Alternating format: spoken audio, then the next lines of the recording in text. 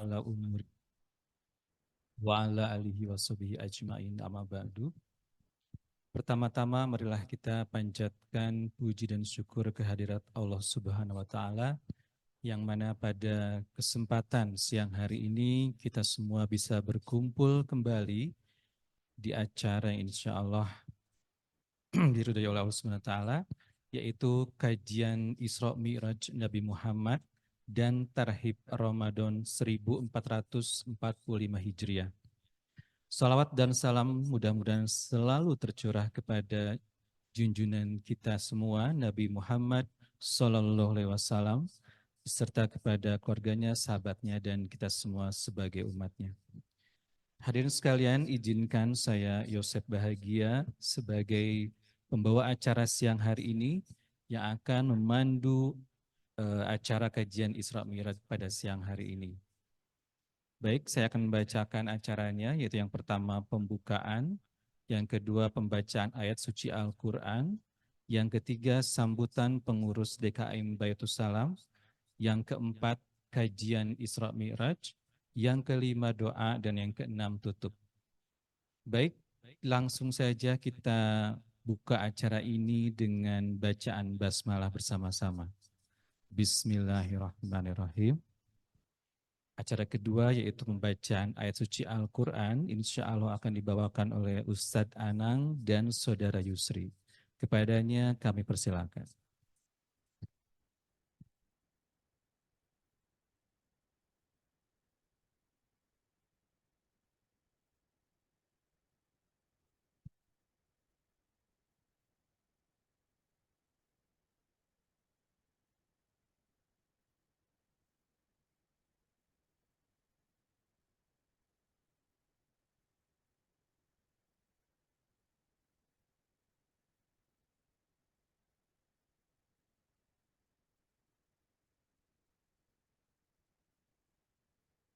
Assalamualaikum warahmatullahi wabarakatuh.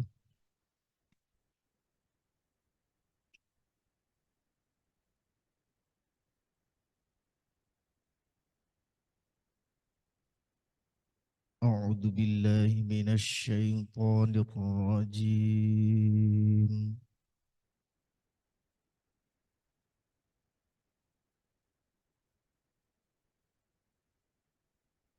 Bismillahirrahmanirrahim.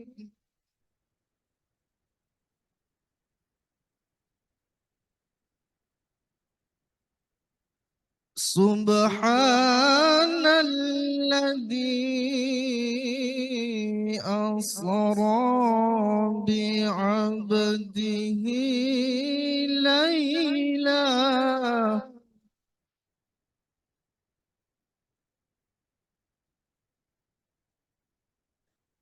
ليلا من المسجد الحرام إلى المسجد الأقصى الذي باركنا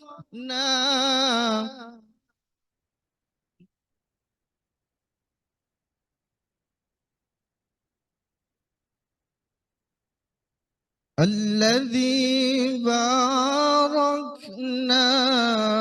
حوله لنريه من آياتنا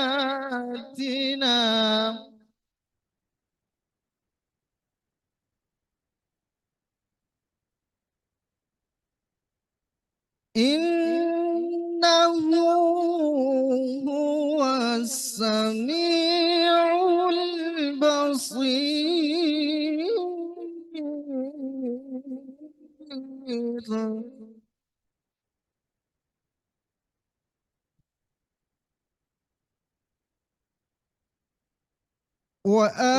وآتينا موسى الكتاب وجعلناه هدى لبني إسرائيل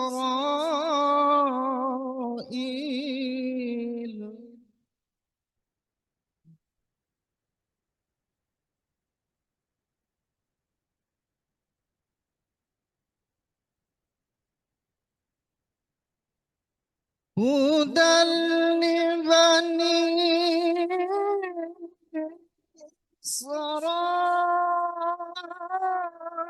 إسرائيل ألا تتخذوا من دوني وكيلا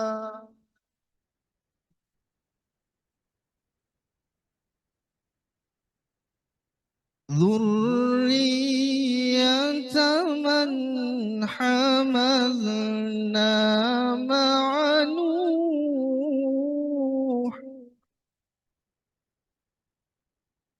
إنه كان عبدا شكورا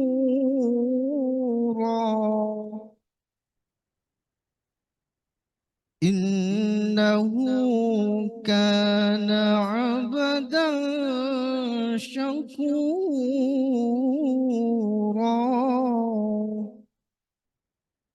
صدق الله العظيم.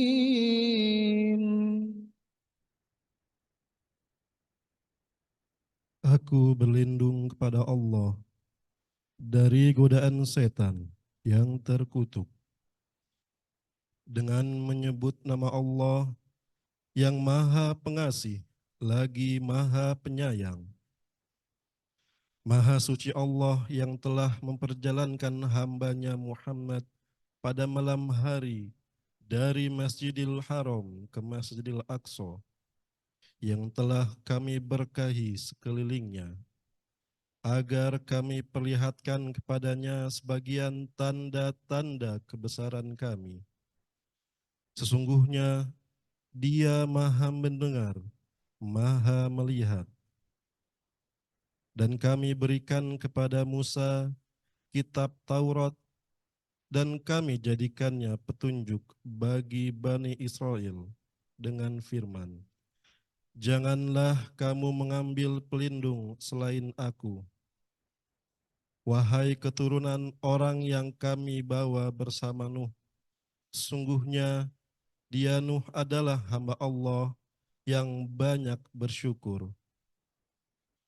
Maha besar Allah dengan segala firman-Nya. Assalamualaikum warahmatullahi wabarakatuh.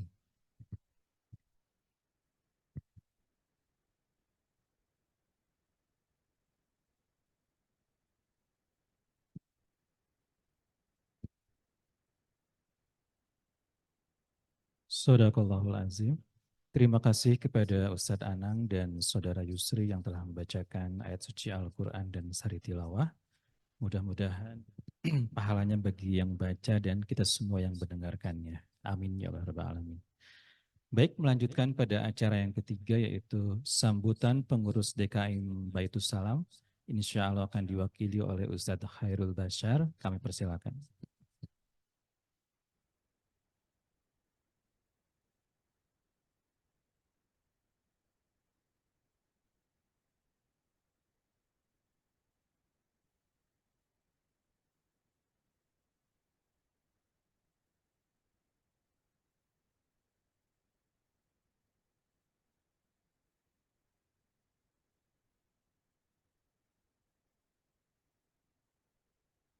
Bismillahirrahmanirrahim. Assalamualaikum warahmatullahi wabarakatuh. Alhamdulillah, alhamdulillahilladzi alafa baina qulubina fasbahna bi ni'matihi ikhwana. Asyhadu an la ilaha illallah wahdahu la syarikalah, asyhadu anna Muhammadan abduhu wa rasuluhu la nabiyya ba'da.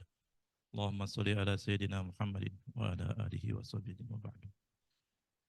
Yang sama-sama kita muliakan Ustaz Dr. Atabik Lutfi MA,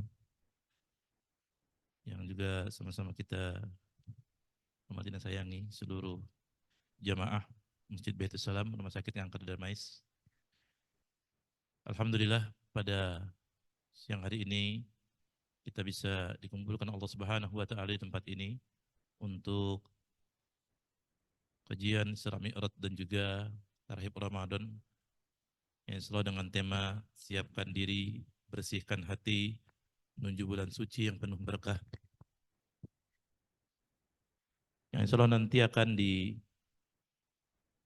isi disampaikan oleh guru kita yang mulia, Ustaz Dr. Atabik Lutfi MA, yang di tengah kesibukannya beliau ingin berbagi ilmu kepada kita semua. Di mana beliau adalah dosen pasca sarjana di Universitas Islam Jakarta, di UIN Syarif Hidayatullah Jakarta, juga sebagai narasumber di berbagai masjid di ibu kota, di televisi, radio, menulis buku, bahkan sebelumnya juga senantiasa berkeliling membagikan ilmunya sampai ke mancanegara.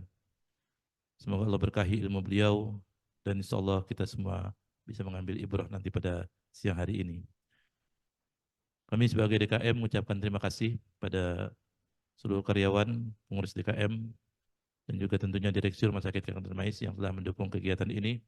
Semoga apa yang kita laksanakan senantiasa mendapatkan keridhaan dari Allah Subhanahu wa taala, dan apa yang kita inginkan salah satunya adalah memasuki bulan suci Ramadan kita dengan kesiapan yang baik, dengan hati yang bersih, dan juga mudah-mudahan kita bisa mendapatkan keberkahan di dalam bulan suci yang mulia ini. Dan kami mohon maaf seandainya ada banyak kekurangan, kehilapan, kesalahan yang kami lakukan. Dan terakhir kami ucapkan jazakumullahu khairan katsiran. Assalamualaikum warahmatullahi wabarakatuh.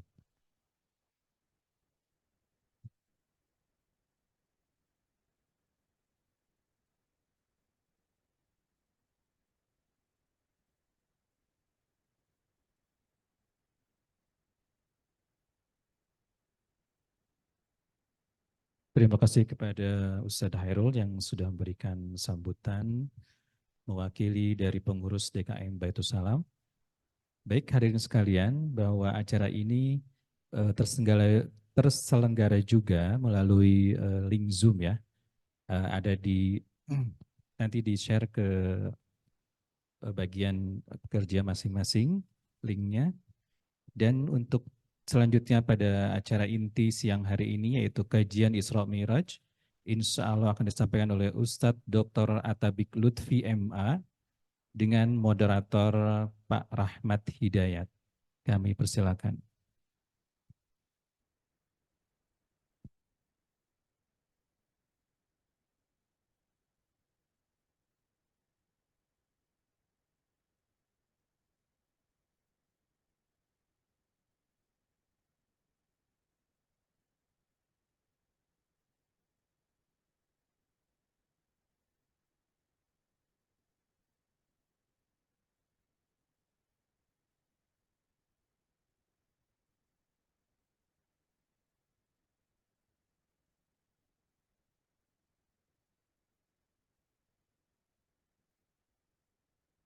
C1.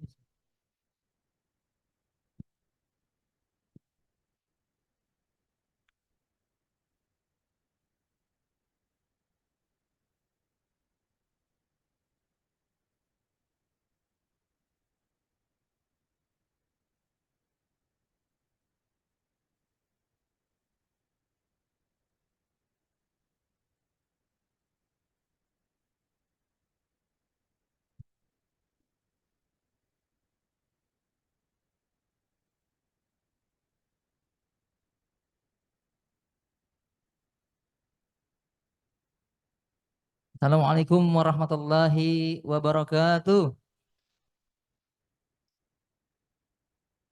Baik, sebelumnya kami undang juga Ustadz untuk duduk di depan Ustadz.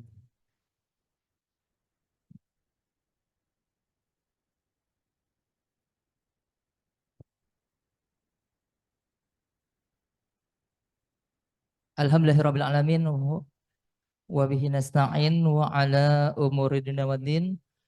Assalatu wassalamu ala asrafil anbiya wal mursalin Sayyidina Muhammadin wa ala alihi wa sahbihi ajma'in.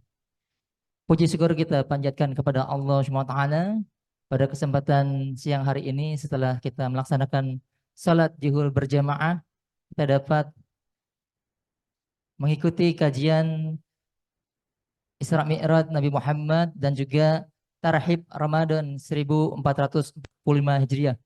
Maka mudah-mudahan duduknya kita di sini, kita niatkan untuk iktikaf walaupun hanya sekitar 2 jam dan juga untuk talabul ilmi sehingga duduk kita benar-benar membawa manfaat yang banyak.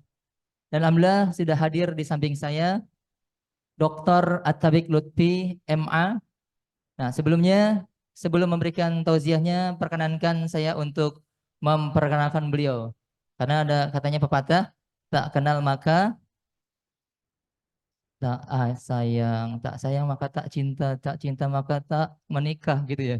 Tapi enggak, kita kebetulan saat kita ini adalah kita perkenalkan tak kenal maka ta'aruf. Iya, jadi kita ta'aruf dulu nih, kita kenalan dulu ya. Ya, Ustaz. Beliau adalah Ustaz At-Tabiq Lutfi. Alhamdulillah beliau tinggal di Pasar Rebo, Jakarta Timur.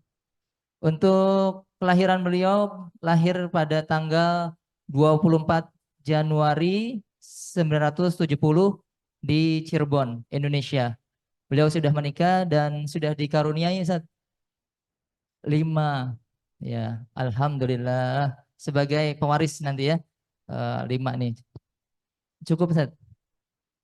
Insya Allah. Baik.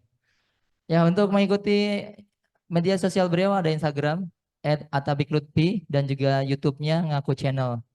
Untuk pendidikan, beliau menempuh pendidikan modern Gontor di Ponorogo, Jawa Timur. Untuk LC-nya beliau mengambil kuliah di Universitas Islam Madinah, jurusan Al-Quran dan Dirasat Islamiyah. Kemudian untuk MA-nya beliau mengambil kuliah di Universitas Kebangsaan Malaysia, Fakultas Syariah, jurusan Al-Quran dan Hadis. Dan untuk doktornya sendiri beliau kuliah di Universitas Kebangsaan Malaysia, jurusan Fakultas Syariah, Al-Quran, Hadis. Kemudian aktivitas beliau sebagai dosen program Pasca Sarjana di Universitas Islam Jakarta, kemudian dosen UIN Syarif Hidayatullah Jakarta, kemudian juga sebagai narasumber di berbagai macam lingkungan perkantoran dan masjid-masjid di sekitar Indonesia nih ya. Kemudian untuk pengalaman profesi sendiri, beliau sebagai Dewan Pengawas Syariah Lasjaskesma, kemudian juga sebagai Dewan Pengawas Syariah LWIIKD, kemudian juga sebagai Ketua Program Studi Islam Program Pasca Sarjana di IAIN. Kemudian banyak lagi kalau saya bacakan, nanti waktunya habis. Nah, jadi kita langsung ke yang lainnya. Nah, untuk pengalaman dakwah sendiri, jadi beliau sudah dakwah bukan hanya di Indonesia saja. Beliau sudah melaksanakan dakwah di Belanda, kemudian di Suriname, Australia, Amerika, di Hong Kong, dan juga di Jepang serta Inggris. Jadi sudah lintas benua nih Ustaz ya. Bukan hanya di Indonesia, di Asia, sampai sudah ke Eropa dan juga negara-negara lainnya. Kemudian untuk dakwah lainnya, beliau juga aktif di TV dan radio, tadi sudah dibacakan juga. Beliau sebagai juri aksi dakwah Indosiar pada tahun 2018 sampai 2022, 2018 sampai 2020. Kemudian narasumber Serambi Islam di TVRI, narasumber kajian Ramadan di Cek TV, kemudian juga kuliah subuh di Antv, kemudian juga di radio-radio yang mungkin tidak saya sebutkan satu persatu. Dan kemudian beliau juga sudah menulis banyak sekali bukunya ini. Mungkin saya sebutkan 3 saja. Pertama, khutbah wakaf kontemporer BUI Pusat 2020. Kemudian beliau juga penulis tafsir Irsyadi, tadabbur ayat-ayat Quran dan solusi diri, keluarga dan umat. Kemudian juga tentang tafsir ayat-ayat puasa, penerbit Hasyenda Media Jakarta. Masya Allah. Ini segudang ilmunya ya. Mungkin kalau dipaparkan ilmunya banyak sekali. Cuma kita akan rangkum dalam 60 menit ke depan insya Allah. Jadi untuk 45 menit kita akan dengarkan Tauzi, kemudian 15 menit untuk sesi tanya jawab. Jika ada pertanyaan yang ingin disampaikan, kami perkenalkan. Mungkin demikian perkenalan kita dengan Ustaz At-Tabiq. Kepada beliau kami persilahkan. Alhamdulillah, terima kasih Ustadz Syarif Hidayat. Yang saya hormati para direksi, seluruh pegawai di lingkungan Rumah Sakit Kanker Darmais, wabil khusus Ketua DKM Masjid Baitus Salam, segenap pengurus yang hadir, serta jamaah sekalian yang dimuliakan oleh Allah Subhanahu wa Ta'ala. Jalan-jalan pergi ke Mekah, tidak lupa singgah di Jeddah. Insya Allah majelis ini penuh berkah Cakep. asalkan nawaitunya ibadah. Amin. Amin ya rabbal alamin. Assalamualaikum warahmatullahi wabarakatuh.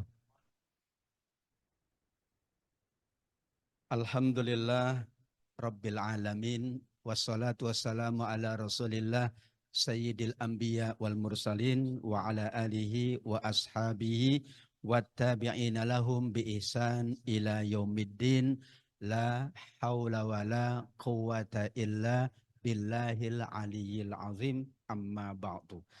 Yang utama kita mengingat Allah, wabil khusus dengan mensyukuri nikmatnya. Nikmatnya wabil khusus nikmat kita beribadah, beramal soleh. Wabil khusus lagi nikmat Allah anugerahkan pada siang hari ini kita diberikan kesempatan memperingati Isra dan Mi'rajnya Nabi Muhammad. Kemudian kita menyiapkan diri untuk menyambut Ramadan 1445 Hijriah. Mudah-mudahan Allah berkenan menerima amal ibadah kita. Allah membalasnya dengan balasan yang berlipat ganda. Amin ya rabbal alamin. Salawat dan salam kita sampaikan kepada baginda Nabi besar Muhammad sallallahu alaihi wasallam. Kita selalu mengikuti tuntunannya, mengamalkan sunnah-sunnahnya. Karena itulah media kita agar kita diakui oleh baginda kelak menjadi umatnya yang mendapatkan syafaat. Amin ya rabbal alamin. Waktunya 45 menit, 2 peringatan yang sangat besar. Isra Mi'raj saja tidak mungkin 20 menit. Apalagi sambut Ramadan, 20 menit itu sepertinya tidak cukup. Namun karena Bapak Ibu yang hadir kebanyakan al-mutawakkilin. Al-mutawakkilin itu yang suka nyandar. Kan tawakal itu nyandar. Jadi insya Allah cukup hanya 45 menit. Karena Bapak Ibu sudah menjadi al-mutawakkilin. Orang-orang yang banyak tawakalnya. Tawakal itu artinya nyandar. Kita awali dari peringatan pertama adalah Isra dan Mi'rajnya baginda Nabi. Ayatnya sudah dibaca oleh qori kita. Sesungguhnya ada 2 peristiwa besar. Ada Isra dan ada Mi'raj. Namun kita lebih banyak mengingat Isra-nya. Padahal yang lebih tinggi adalah Mi'rajnya. Kalau Isra itu kan perjalanan malam hari dari Masjidil Haram ke Masjidil Aqsa. Selesai. Yang paling berat, yang paling tinggi adalah Nabi kemudian dibawa oleh Jibril menghadap Allah di Sidratil Muntaha. Itu lebih tinggi dari Isra. Kenapa lebih tinggi?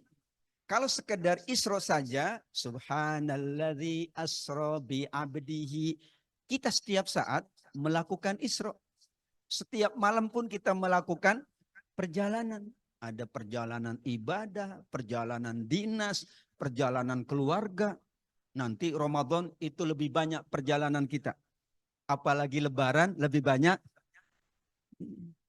Isra itu artinya perjalanan. Memang. Tapi Asra khususnya untuk Nabi, kalau kita perjalanannya kita yang menginisiasi.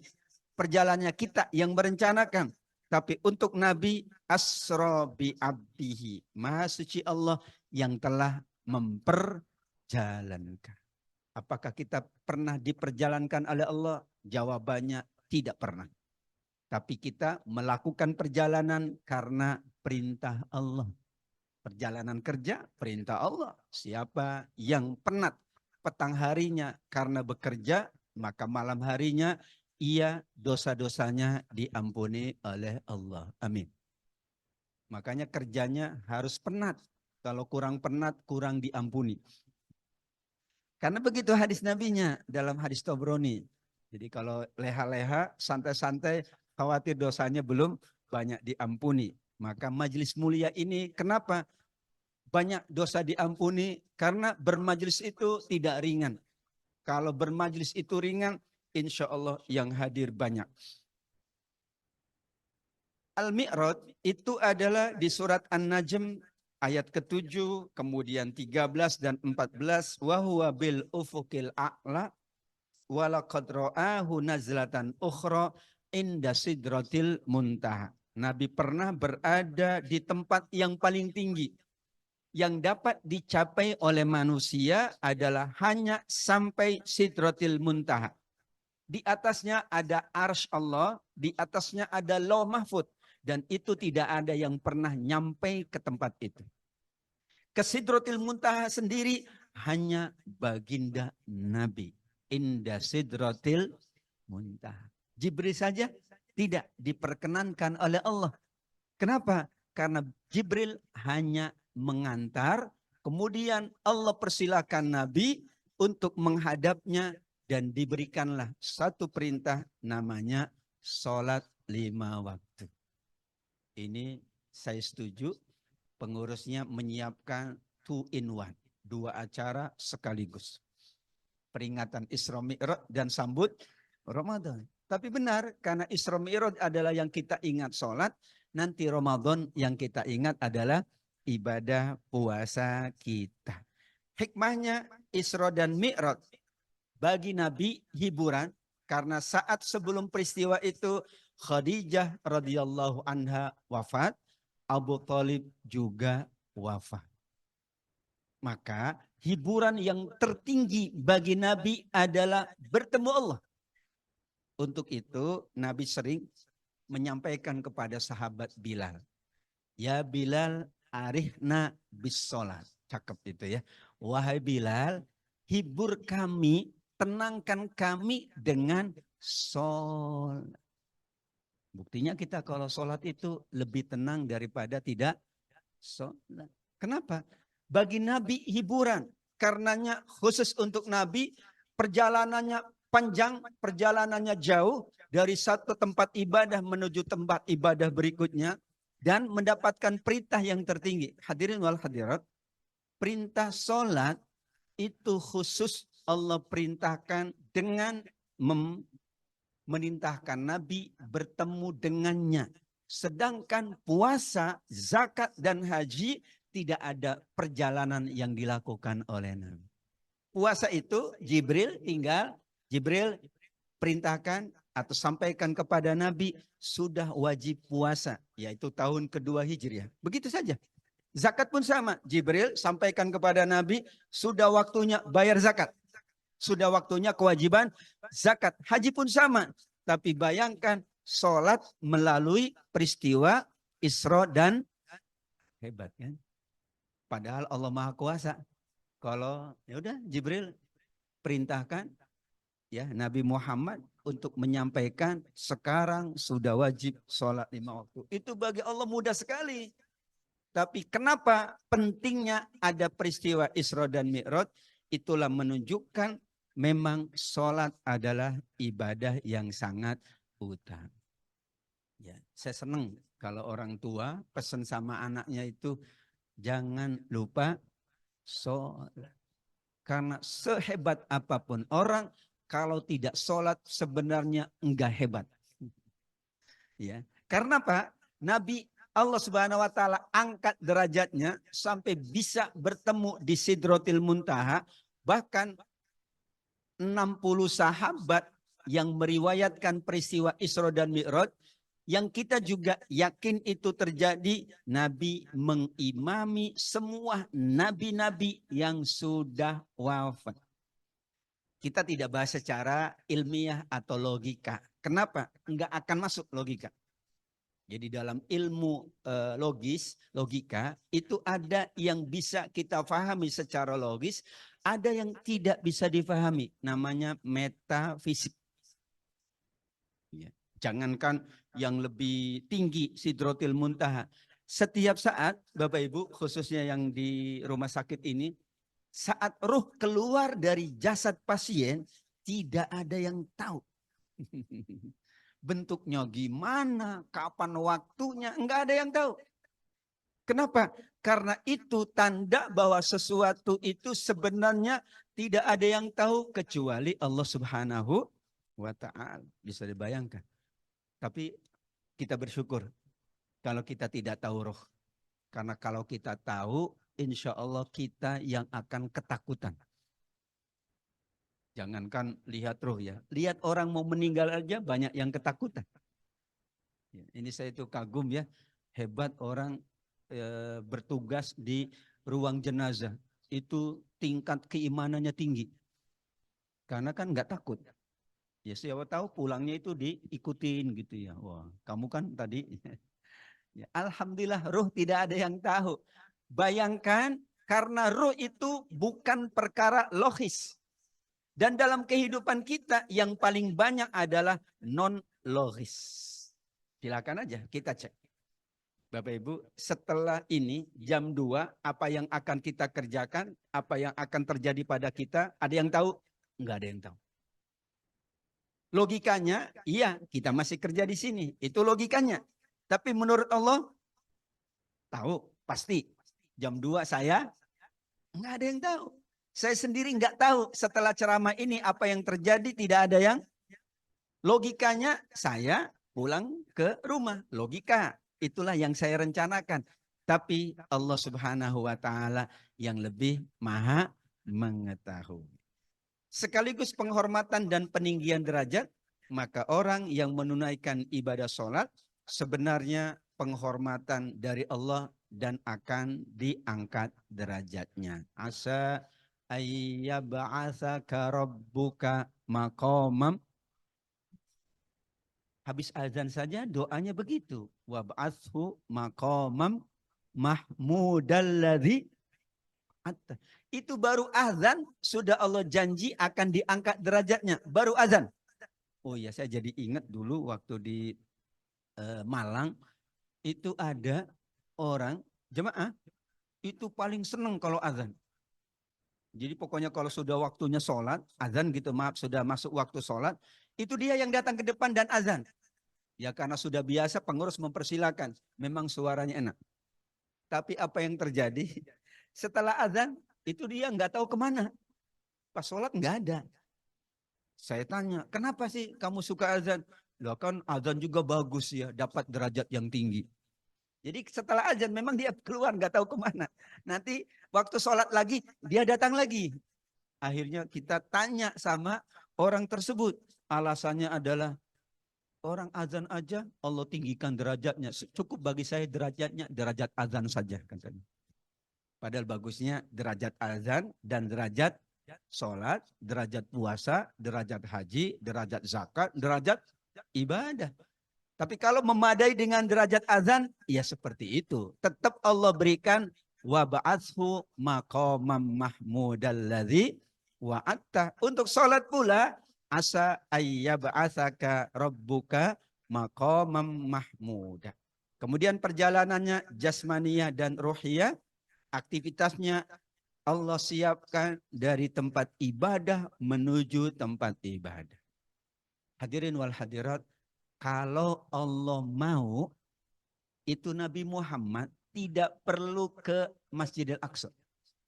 Udah, lagi tidur, Allah angkat, langsung menghadap Allah. Sangat mungkin. Ya, mungkin nggak? Muhammad, nggak perlulah sampai ke Masjidil Aqsa. Engkau dari Masjidil Haram, atau engkau dari rumahmu, aku angkat menuju ke Sidratil Muntaha. Itu amat sangat mudah bagi Allah. Tapi Allah ingin mengisyaratkan tempat terbaik dimanapun adalah masjid. Hanya ada 2 masjid yang namanya langsung Allah kasih. Sertifikatnya itu sertifikat dari Allah. Cuma 2 masjid yang disebut di surat Al-Isra. Masjidil Haram dan Masjid Nabawi itu para sahabat yang ngasih nama dinisbahkan kepada Nabi Muhammad Sallallahu Alaihi Wasallam. Masjid Baitul Salam yang ngasih nama pengurus. Ada keistimewaan. Jadi kalau namanya langsung dikasih oleh Allah, itu berarti spesial. Maka untuk mengingatkan, wahai umat Nabi Muhammad Sallallahu Alaihi Wasallam, ada masjid yang letaknya Allah tetapkan, namanya Allah kasih. Kita bikin masjid dimanapun boleh, boleh. Tapi Masjidil Haram lokasinya Allah tetapkan. Masjidil Aqsa Allah tetapkan lokasinya. Masjid Nabawi enggak. Itu Nabi yang beli tanah di dari perkampungan atau dari anak yatim Bani Najjar, kemudian diwakafkan dan dibuatlah masjid. Tapi Masjidil Haram sudah sejak awal Allah tetapkan di Mekah ini ada Masjidil Haram, di Palestina ada Masjidil. Karena tempatnya khusus, namanya khusus, maka nilai ibadahnya juga khusus. Di BSD itu ada Masjid Aqsa. Ada. Saya pernah ke sana. Saya tanya, pahalanya berapa di sini? Sama aja Ustaz. Kenapa? Karena tempatnya bukan ditetapkan oleh Allah. Kan manusia yang tetapin. Masjidil Haram itu kenapa 100.000 kali lipat tempatnya? Ya para jemaah kan dulu, wah ini kan tanah suci ke Arafah. Itu dulu saya ingat betul itu jemaah bawa apa? Bawa pasir dari tanah Arafah. Supaya betul-betul jadi tanah haram. Kalau pulang jadi tanah air. Iya betul. Enggak haram lagi. Karena bukan tanahnya tapi lokasinya. Di Tangerang ada Masjid Nabawi. Ada Masjid Nabawi. Namanya doang. Tapi lokasinya tidak di Madinah. Ya sama nilainya dengan masjid-masjid yang lain. Tapi sampai hari kiamat tidak ada yang ngasih nama Masjidil Haram. Kalau ada, waduh itu ya kebangetan itu ya Masjidil Haram. Karena memang Allah yang ngasih nama. Maka aktivitas terbaik kalau kita insya Allah dari tempat ibadah menuju tempat ibadah. Sekaligus ditunjukkan oleh Allah tanda-tanda kebesarannya. Kemudian yang paling agung adalah komitmen dengan sholat dan nilai-nilai keagungannya. Itulah gambaran ringkas tentang peristiwa Isra-nya Nabi Muhammad dan peristiwa Mi'rajnya Nabi Muhammad Sallallahu Alaihi Wasallam. Mudah-mudahan dengan memperingati ini kita semakin semangat untuk beribadah. Khususnya Allah angkat derajat kita karena ibadah sholat kita. Amin. Yang kedua adalah karena kita menyambut Ramadan, maka wa'iddu lahum mastata'tum min quwwah. Mempersiapkan diri. Memang ayatnya Al-Anfal 60 itu tidak bicara langsung dengan ibadah puasa. Tapi kalau kita baca sejarahnya para sahabat, mereka mempersiapkan puasa berapa lama? 6 bulan sebelumnya. Dan 6 bulan setelahnya mohon amal-amal Ramadan diterima oleh Allah. 6 bulan. Kanu yad'una sittata ashhur. Mereka berdoa, mereka memohon kepada Allah selama 6 bulan. Berarti mempersiapkan diri agar Ramadan bagus. Tetapi kalau berdasarkan doa yang kita baca, memang betul 3 bulan tadi.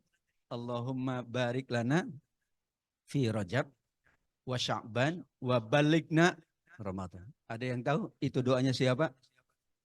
Itu doanya Abdullah bin Ahmad, putra dari Imam Ahmad. Ada di 4 kitab. Kitab Tabrani, Al-Mu'jam Al-Awsat, kemudian kitab Syu'abul Iman, karya Imam Al-Baihaqi, ada kitab Abu Nu'aim Khilyatul Auliya, dan ada kitab Zawaidul Musnad, karya Abdullah bin Ahmad rahimahumullah. Berarti menurut Imam Ahmad, 3 bulan itu paling bagus untuk kita mempersiapkan Ramadan. Tapi dulu para sahabat 6 bulan. 6 bulan mempersiapkan Ramadan. Karena kita bukan sahabat, kita bukan imam, kita bukan tabi'in, kita persiapkan insya Allah setengah bulan. Karena hari ini sudah tanggal 18. Ini aja udah bagus itu ya. Yang lain gak mempersiapkan Ustaz, tiba-tiba datang Ramadan aja. Bahkan dulu saya ingat waktu kecil itu Ramadan, pokoknya tiba-tiba datang, tiba-tiba pergi gitu ya. Datangnya enggak ketahuan, perginya berarti enggak ada persiapan itu. Ramadan, oh iya udah. Pulang tiba-tiba, udah selesai Ramadan, udah katanya. Itu tanda berarti belum ada persiapan yang bagus. Wa'iddu lahum mastata'tum. Kenapa? Karena persiapan yang baik berbanding lurus dengan hasil apapun itu. Dan ini menjadi kaidah. orang ingin menghasilkan apapun yang paling bagus, maka persiapan harus amat sangat paripurna. Silahkan apapun. Nikah aja, ya. Kalau persiapannya matang, insya Allah nikahnya matang. Kan persiapannya matang, nikahnya matang. Kalau persiapannya mentah, nikahnya mentah. Maksudnya makanannya mentahan. Kalau yang matang, makanannya matengan. Enggak ya. Artinya bagaimana dengan Ramadan yang Allah tetapkan, mohon maaf, ibadah satu-satunya yang waktunya paling lama adalah ibadah Ramadan. Mohon maaf. Ibadah haji itu enggak lama.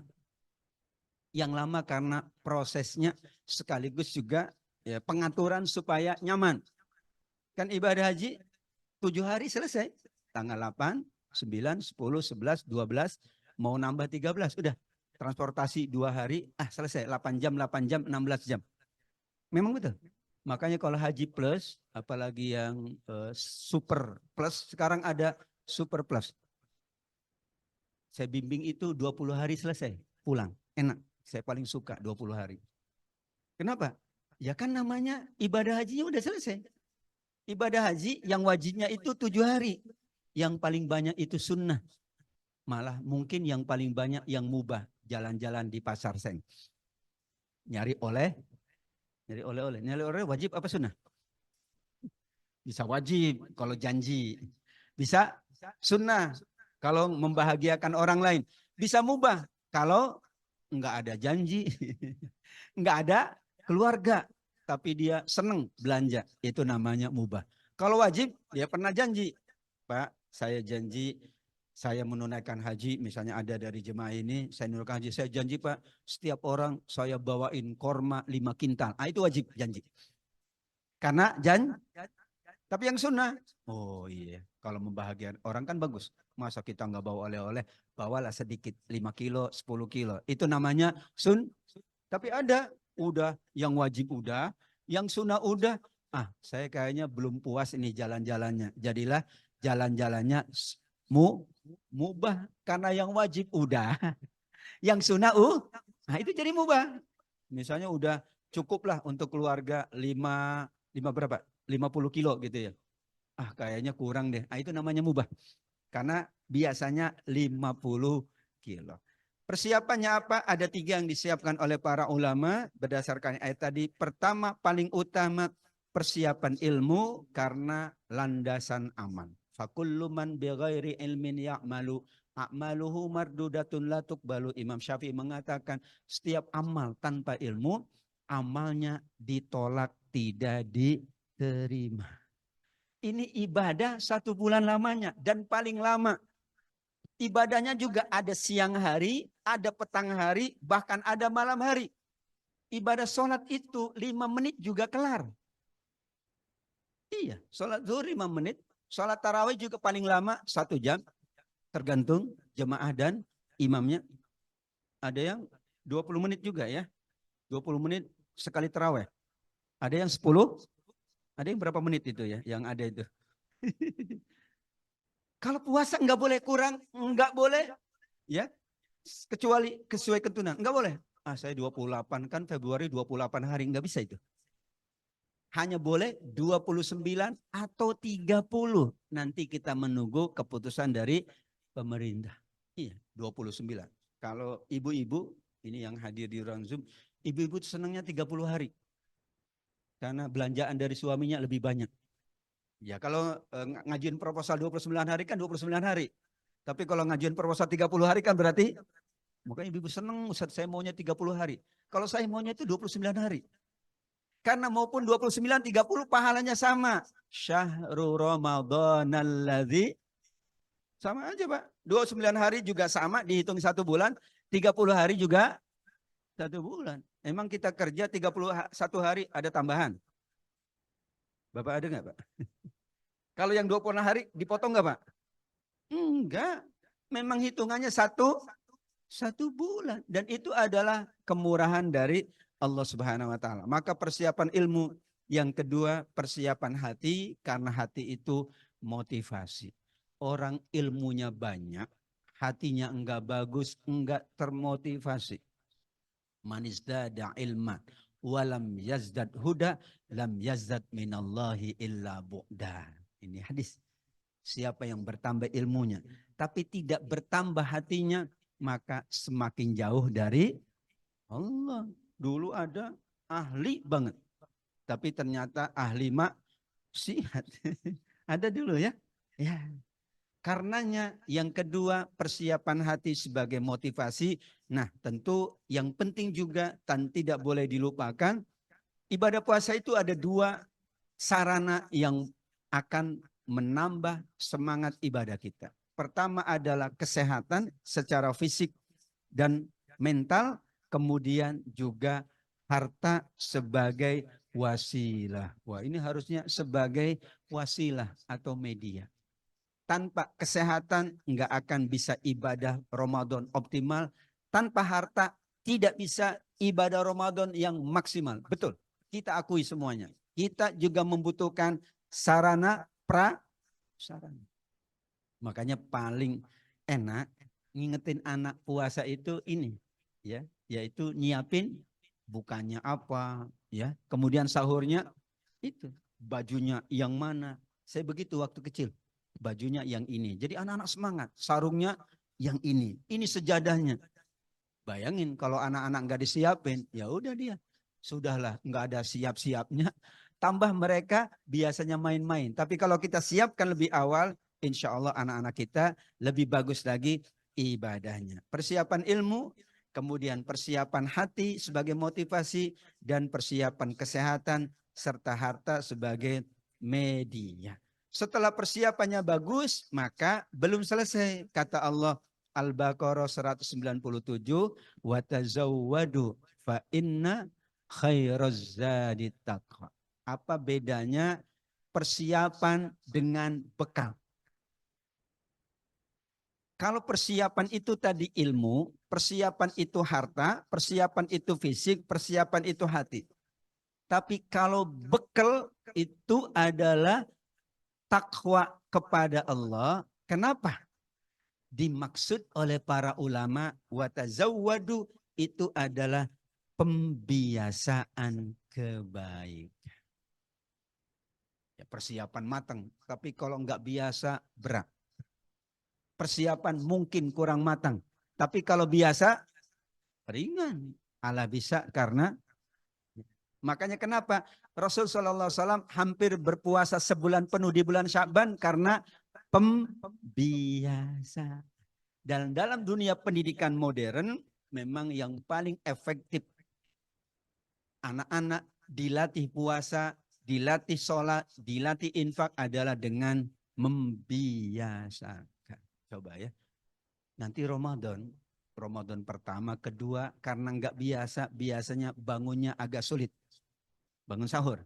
Tapi malam ke-20, malam ke-30, yakin enggak dibangunin juga bangun. Karena udah biasa. Bahkan kita kadang-kadang awal Syawal itu ya, Lebaran, itu kita bangun. Tapi udah enggak ada tarawih lagi ya, enggak ada sholat malam lagi. Padahal masih ada sholat malamnya. Kenapa? Sudah biasa. Memang beratnya hari pertama, hari kedua. Alhamdulillah tahun ini kalau tidak salah, karena bulan Maret ya, itu 10 dan 11 libur. Alhamdulillah. Jadi anak-anak kita semangat itu. 10 kalau nggak salah libur ya, 11 juga libur. Atau 10 yang libur. Saya tidak hafal. Tapi saya baca di kalendernya ada libur awal. Saya jadi ingat ya 54 tahun yang lalu gitu. Atau 49 yang lalu, tahun yang lalu. Kita pernah dulu waktu SD, itu saya paling senang kalau Ramadan itu libur sekolah. Kenapa? Tidurnya lebih banyak. Makanya sekarang enggak. Ya, karena mohon maaf, hadis yang sering diungkapkan bahwa tidurnya orang puasa itu ibadah, itu pasti berasal dari orang yang suka tidur. Karena telah dikonfirmasi bukan dari Nabi. Kenapa? Nabi bukan jago tidur. Bayangkan Ramadan. Itu ada berapa yang dilakukan oleh Nabi? Enggak tidur. Jadi kalau ada yang mengatakan tidurnya orang puasa itu ibadah, berarti dia. Tapi kalau orang tua saya mengatakan, ini anak, kalau dulu kamu itu kalau nggak disuruh tidur, nanya melulu kapan buka puasa, mendingan tidur. Orang tuanya tenang, nggak keganggu, anak-anak juga. Itu alasan orang tua dulu. Kenapa anak suruh tidur? Kalau nggak tidur, anak-anak nanya terus, kapan bukanya mah? Udahlah tidur aja nak. Itu orang tua saya seneng itu. Jadi kalau anaknya tidur seneng kan? Dia bisa baca Quran, bisa kerja. Kalau anaknya nggak tidur, nanya melulu, gitu ya. Itu yang masalah. Jadi karena apa? Karena Ramadan itu memang bekal paling penting, maka bekalnya adalah kebiasaan. Tapi persiapannya tadi sudah disampaikan berdasarkan surat Al-Anfal 60. Setelah itu bekalnya Al-Baqarah 197. Saking pentingnya bekal kebiasaan, bayangkan. Kalau hamba biasa ibadah, kemudian sakit, maka Allah katakan kepada malaikat yang bertugas mencatat, tulis padanya semisal yang ia amalkan rutin. Jadi kita biasa sholat di masjid, tiba-tiba sakit. Maka meskipun kita sholat di rumah, tetap catatannya sholat di masjid. Kita biasa ngaji, kemudian ada kesibukan, tetap ditulis sedang ngaji. Apalagi sekarang pembiasaannya lebih mudah karena ada media online. Itu online itu sebetulnya untuk membiasakan. Nggak bisa ke masjid, kan bisa Sekolah juga bisa. Bayangin kalau nggak ada online, pembiasaannya sulit. Maka tetap dicatat oleh Allah, orang sakit, orang bepergian, sepanjang biasa ibadah, maka nilainya tetap seperti ia dalam keadaan lenggang, dalam keadaan senggang, dalam keadaan sehat. Hadirin wal hadirat yang dimuliakan oleh Allah, berikutnya adalah persiapan ilmu Ramadan. Saya tidak baca semuanya karena ini sangat banyak. Dan kita sangat yakin ilmu Ramadan, kalau tentang fikihnya, itu insya Allah sudah berada di dalam kepala. Ya, tentang rukun udah tahu, tentang syarat udah tahu, tentang yang membatalkan udah tahu. Cuman karena ada perkembangan, maka perlu kita memahami dengan baik, khususnya yang membatalkan. Apalagi di dunia medis. Dengan perkembangan, itu kan kebanyakan bertanya adalah sisi yang membatalkan. Ada di masa Nabi kan nggak ada sikat gigi. Adanya siwak. Maka sikat gigi batal nggak puasanya. Bahkan dulu berenang itu katanya membatalkan puasa. Padahal di Arab nggak ada kolam renang. Nggak ada. Nyari kolam renang itu sulit. Dulu kami waktu kuliah di sana itu nyari kolam renang nggak mudah. Ya kan susah nyari airnya. Ada ke Jeddah, yaitu Laut Merah. Nah, silakan. Kalau di kita kolam renang kan, orang Ciliwung aja bisa jadi kolam renang kan gitu ya. Jadi karena memang ya kalau orang Arab datang kita tuh Indonesia jannah-jannah, surga, air banyak, sungai, kemana-mana sungai ya, macam-macam sungainya gitu. Iya, kenapa? Oh, berenang, kan nggak ada di masa Nabi. Iya, sebetulnya nggak ada yang membatalkan itu. Teknologi itu tidak membatalkan. Tapi yang kita bahas adalah ternyata puasa itu lahir dan batin, imanan wahtisaban. Memang sikat gigi tidak membatalkan. Ya, kecuali sikat gigi sambil ditelan itu. Batal kalau masuk ke kerongkongan. Maka ibu-ibu kalau nyicipin masakan, asalkan tidak masuk kerongkongan nggak batal. Karena nyicipin hanya ada di lidah doang. Tapi setelah nyicipin jangan dimasukin. Itu bukan nyicip namanya. Tapi kalau udah nyicipin langsung dibuang. Dan syaratnya lagi bagi ibu-ibu yang nyicipin, jangan tiap masakan dicicipin. Itu namanya sengaja. 5 menu dicicipin semua. Yang ketiga kata para ulama, nyicipinya jangan tiap hari. Kalau tiap hari itu sengaja. Bayangkan ibu-ibu, mohon maaf ibu-ibu, masak itu sudah 20 tahun yang lalu masak. Betul? Nasi goreng sudah biasa masak 20 tahun yang lalu. Selama 20 tahun Pak, pagi, siang, sore, malam. Perlu nggak dicicipin? Sekarang seperti orang yang sudah mahir mengemudi, itu nggak lihat spion lagi, sudah pakai feeling. Betul? Ini namanya perkembangan. Sudah feeling, garam segini itu sudah pas. Dengan nasi sekian, garam sekian sudah pakai apa itu? Bayangkan kalau chef itu udah pakai feeling Pak. Oh, bawang dilempar aja udah enak itu ya. Tapi kalau nggak biasa, bawang dilempar jadi, saya lihat itu kalau chef kan bawang dilempar. Kok bisa enak ya? Kata mereka, udah feeling Ustaz. Oh iya ya. Sama Ustaz juga kalau ngaji udah feeling gitu ya. Udah feeling ya. Nah Bapak Ibu para dokter udah feeling, udah ngukur gitu ya. Kayak kita bawa mobil udah biasa, udah keukur. Yang nggak biasa kan, wah kayaknya ke kiri nih. Yang udah biasa, nggak usah pakai ukuran, dia udah terukur di sini. Disitulah kenapa memang tidak membatalkan. Tapi harus terukur, jangan kemudian tidak terukur. Berenang nggak batal. Tapi anak-anak kalau berenang terus pagi, siang, sore, malam, itu tahu ya. Berenang sambil minum, sambil menyelam minum. Itu masalahnya orang tua kenapa melarang? Karena antisipasi anak-anak itu kalau berenang bukan cuman berenang, tapi memanfaatkan kesempatan. Karena di kampung, alhamdulillah, sungainya itu airnya masih jernih. Kecuali kalau berenang di sini, ya nggak ada yang mau anak-anak juga. Tapi di kampung saya dulu itu berenang, airnya masih jernih. Memang di kampung kan gitu. Jadi akhirnya menurut para ustadz dulu di kampung, termasuk ustadz saya, berenang membatalkan untuk anak-anak. Untuk orang tua, enggak. Saya nanya, kenapa ustadz? Untuk orang tua enggak batal. Orang tua berenangnya benar, terukur. Anak-anak berenangnya enggak terukur katanya. Bisa 5 jam berenang, enggak mungkin berenang 5 jam. Kalau orang tua kan kesehatan setengah jam sudah selesai. Anak-anak berenang dari pagi sampai sore, itu masalah ya. Jadi karenanya penting untuk kita memaknai ilmunya adalah puasa itu lahir dan batin, maka Nabi mengingatkan di slide yang ke-11 dan 12, rubba so'imin hadzuhu min siyamihi alju' wal atas. Nanti ada, ini Nabi yang mengatakan, orang puasa tidak dapat apa-apa kecuali lapar dan dahaga.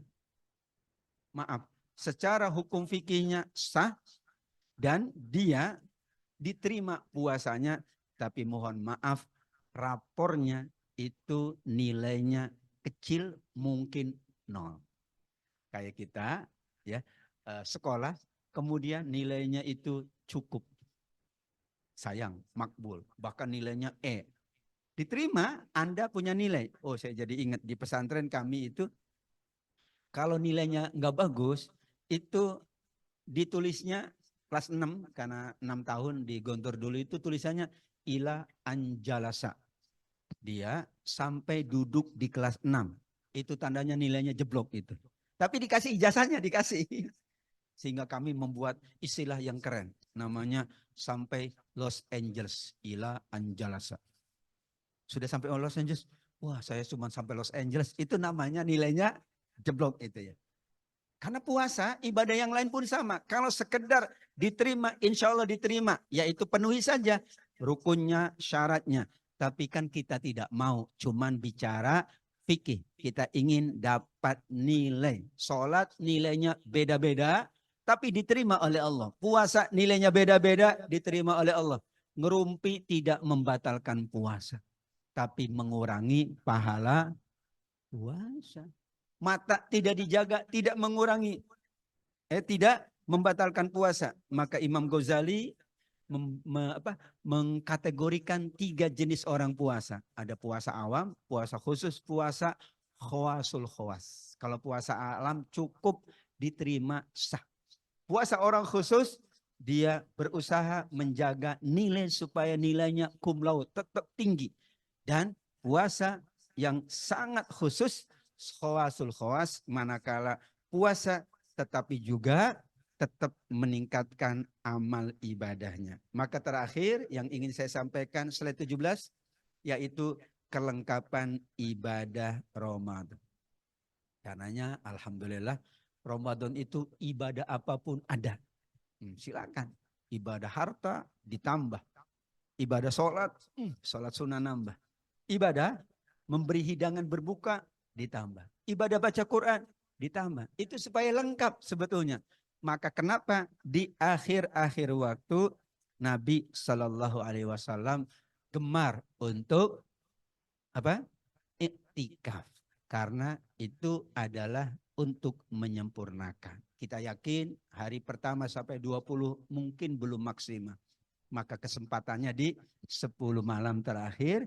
Karena Allah siapkan Lailatul Qadri khairun min alfi syahrin. Kita berharap Ramadan dengan persiapan yang matang, dengan pembiasaan kebaikan kita dan keluarga kita. Bukan sekedar kita sah secara fikih, tapi nilainya adalah nilai yang terbagus. Semua amal ibadah kan Allah lipat gandakan. Sayang kalau Allah sudah menjamin semua dilipat gandakan, tetapi nilainya kecil saja, sehingga kita berusaha dengan program Sambut Ramadan ini, kita mengingat kembali ilmu-ilmu Ramadan, sekaligus nilai-nilai Ramadan, sekaligus juga sempurnanya ibadah Ramadan kita hingga akhir. Ya, karena satu hari saja kata Nabi ditinggalkan puasa tanpa uzur, kalau dia ngulang setahun 365 hari tidak diterima. Itu kenapa? Karena Allah bicara nilai.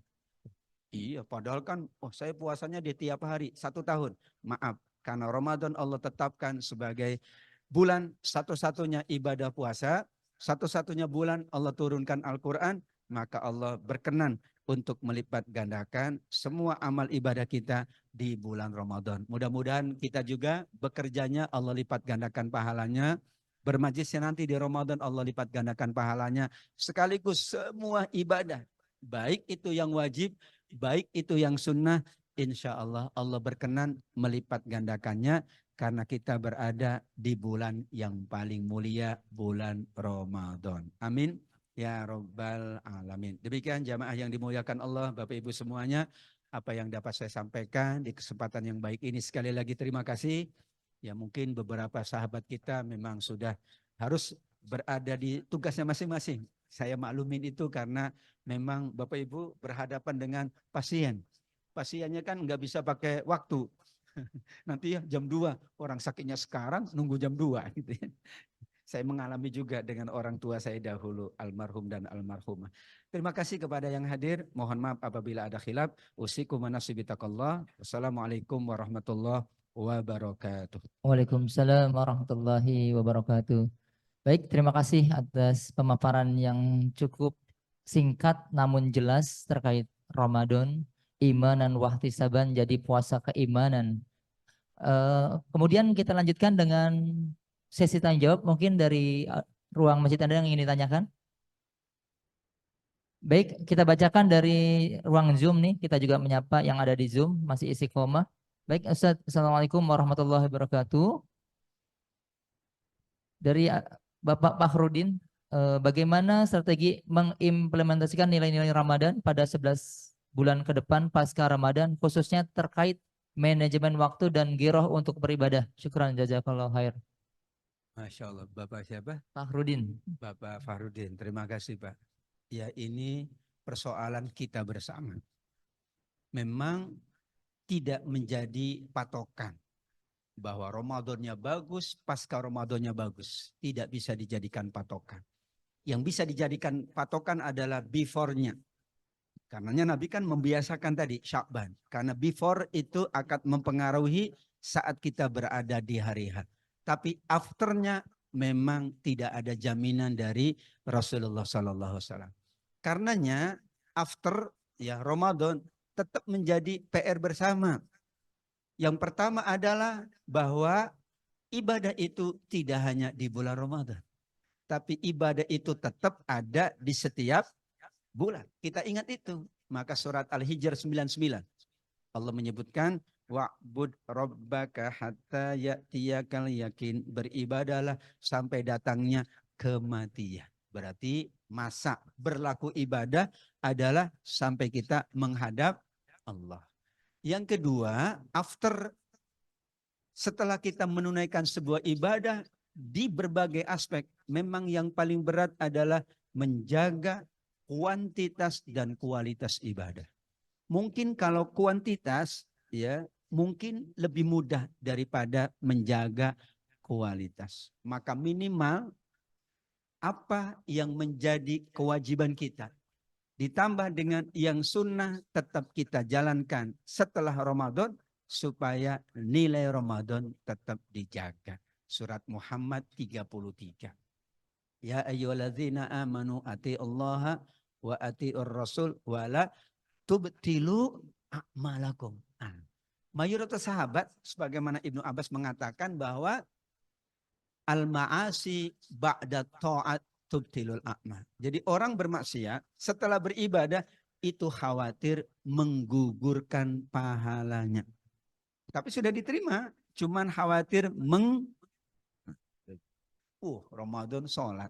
Setelah Ramadan nggak sholat, itu khawatir menurut sahabat Ibnu Abbas. Atas dua landasan itu maka insya Allah Pak Fahrudin kita tetap ya menjalankan yang wajib, menjalankan yang sunnah meskipun bukan di bulan Ramadan.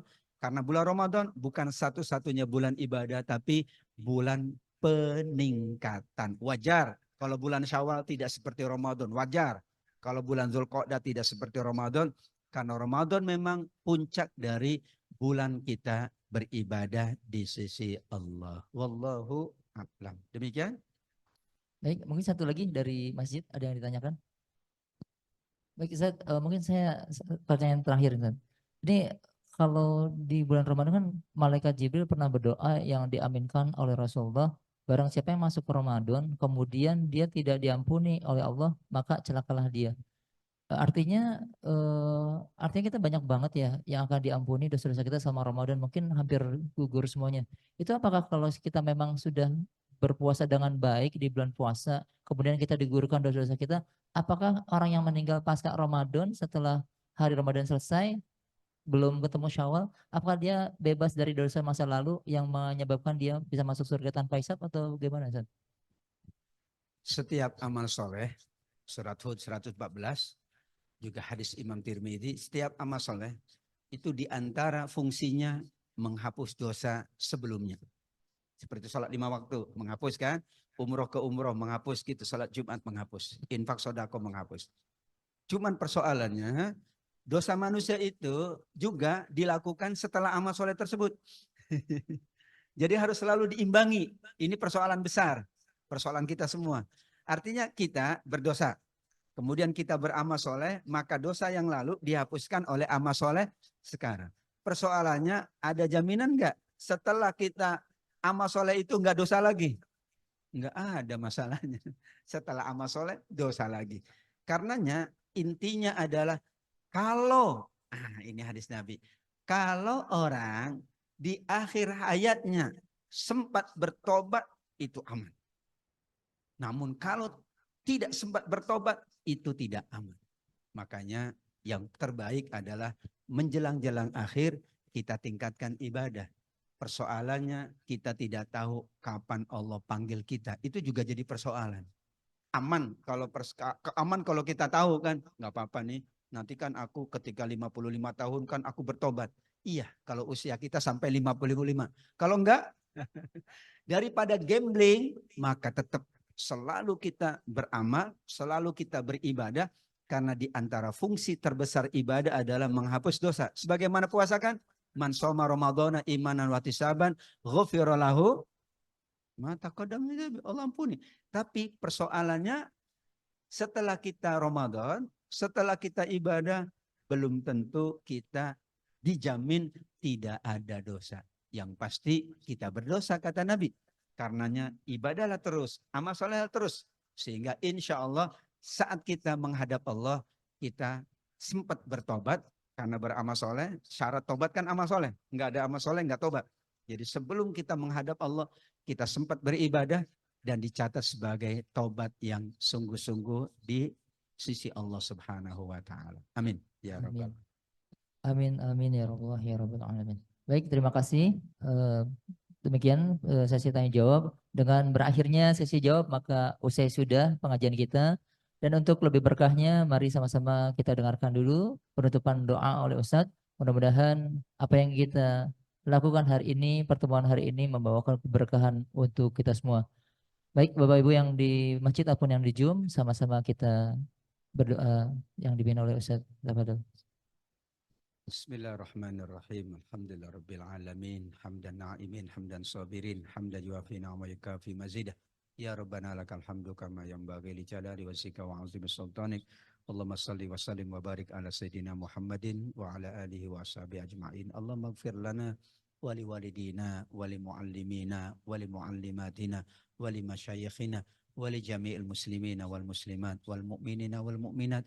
Innaka sami'un qaribun mujibud da'awat. Allahumma ansurna wal muslimin. Allahumma afina wal muslimin.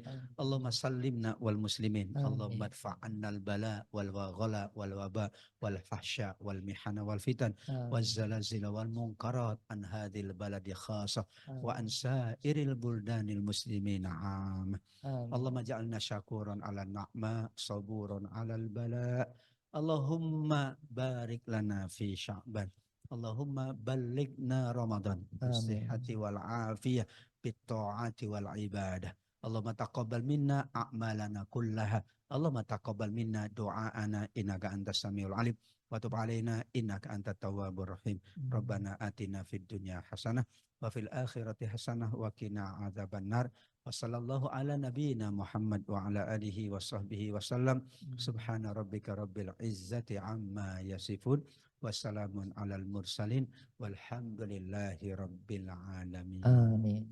Barakallah. Kami kembalikan kepada MC.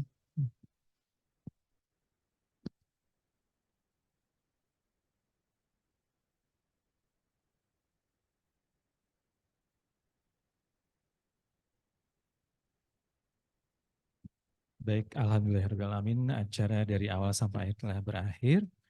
Terima kasih kepada Ustadz Atabik Lutfi yang sudah mengisi kajian siang hari ini. Kita akhiri dengan bacaan hamdalah bersama-sama. Alhamdulillahirrahmanirrahim. Wassalamualaikum warahmatullahi wabarakatuh.